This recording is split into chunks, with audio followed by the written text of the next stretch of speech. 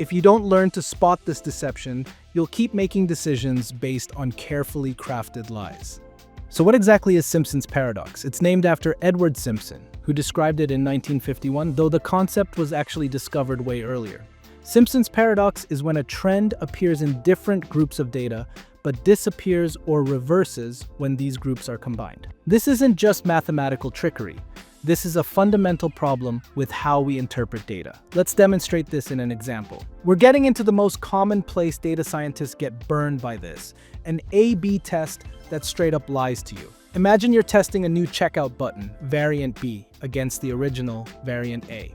After running the test, the results look like a disaster. The aggregate data shows variant B has a conversion rate of only 4.2%, while variant A is converting at 8.4%. Your boss tells you to kill the new button immediately, but then you segment the results by device type, and something shocking emerges. On desktop, variant B actually wins, converting at 11% versus variant A's 10%. And on mobile, variant B wins again, converting at 2.5% versus variant A's 2%. The new button is better on every single segment.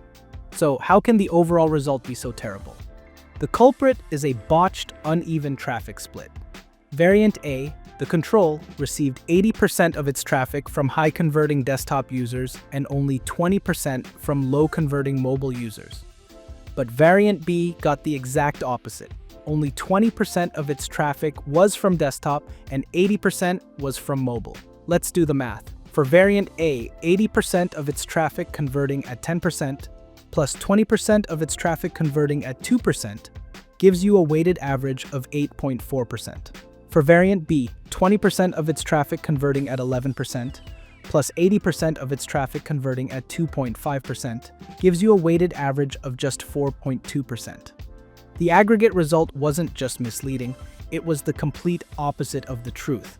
And if you hadn't segmented, you would have killed a winning feature. So why does this happen? The technical explanation is actually pretty straightforward, but it's counterintuitive as hell. Simpson's paradox occurs when there's a confounding variable that affects both the grouping of data and the outcome you're measuring. Think of it like this. You have 3 ingredients in a recipe: your main variable, your outcome, and a hidden ingredient that affects both. When you ignore that hidden ingredient, your recipe turns out completely wrong. In statistical terms, this confounding variable creates what we call lurking variables that bias your results.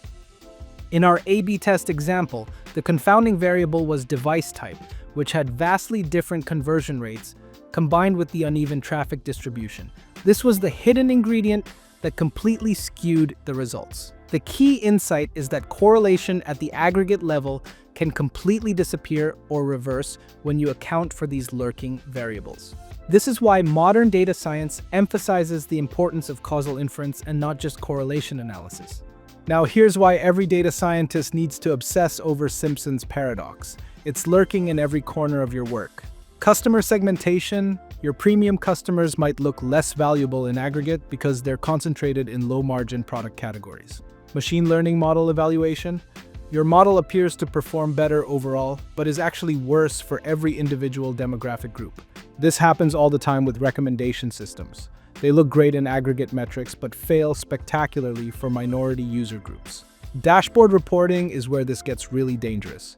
Your executive dashboard shows revenue up 10%, but when you break it down by region, customer type, or acquisition channel, you realize you're actually losing money in key segments. I've seen companies double down on failed strategies because their aggregate KPIs looked good while their business was literally falling apart underneath. Feature selection in ML. You might keep features that appear predictive in aggregate, but are actually harmful for specific subgroups, leading to biased models that discriminate without you realizing it. The scariest part, most data science tools default to showing aggregate metrics, so you have to actively fight against this bias every single day. Alright, so how do you spot and avoid Simpson's paradox in your own work? First, always segment your data. Always. Look at your results across different groups, time periods, geographical regions, user types, whatever makes sense for your domain. If you see conflicting trends, dig deeper. Second, identify potential confounding variables before you start your analysis. What factors might be influencing both your groupings and your outcomes? Age, income, education level, previous behavior. Think about what might be lurking in your data. Third, use visualization. Plot your data in multiple ways. Scatter plots with different colors for different groups can reveal Simpson's paradox visually. Fourth, consider the story your data is telling. Does it make intuitive sense? If not, you might be looking at an aggregation problem. And finally, learn about causal inference techniques like propensity score matching or randomized controlled trials. These can help you isolate the true causal relationships in your data. This is exactly the kind of advanced statistical thinking that separates good data scientists from great ones. Want to master these skills? The best way is to practice on real-world data science problems that teach you to spot these paradoxes and make better decisions. Hit subscribe and start building the skills that will make you indispensable.